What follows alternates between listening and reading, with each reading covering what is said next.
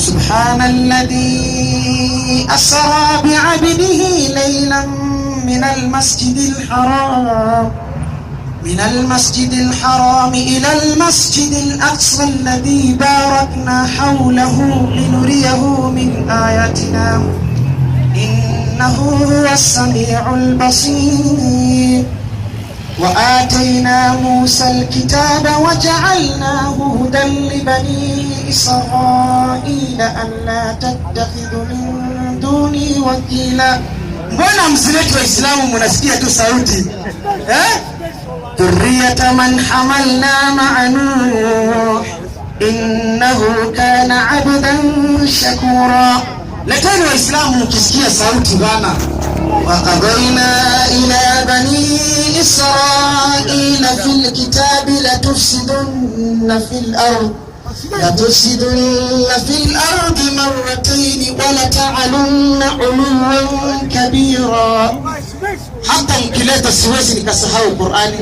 فإذا جاء وعد أولاهما بعثنا عليكم عبادا لنا أولي بأس شديد فجاسوا خلال الديار وكان وعدا مفعولا.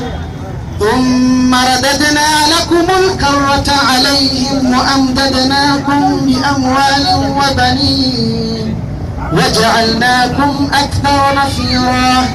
إن أحسنتم لأنفسكم وإن أسأتم فلها. فإذا جاء وعد الآخرة ليسوءوا وجوهكم وليدخلوا المسجد كما دخلوه أول مرة وليتبروا ما علوا تتبيرا. عسى ربكم أن يرحمكم وإن عدتم عدنا وجعلنا جهنم للكافرين حصيرا. إن هذا القرآن يهدي للتي هي أقوم ويبشر المؤمنين الذين يعملون الصالحات أن لهم أجرا كبيرا. وأن الذين لا يؤمنون بالآخرة أعتدنا لهم عذابا أليما.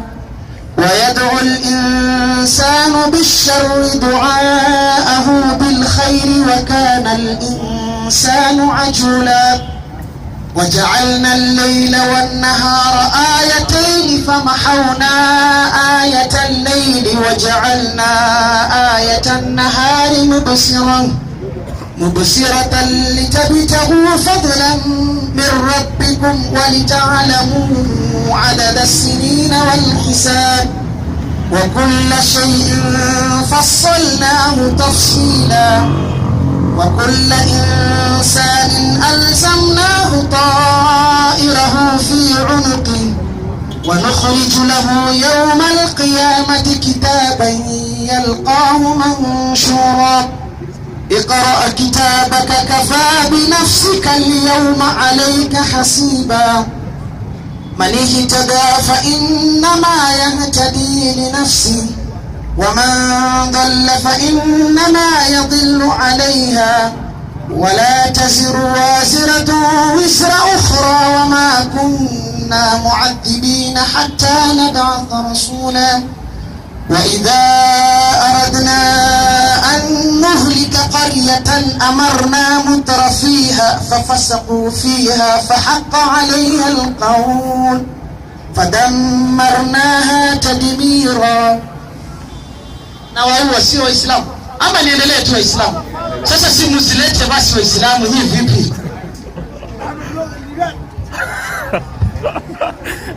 Ampe. Hapo Waislamu tulie kwa sote.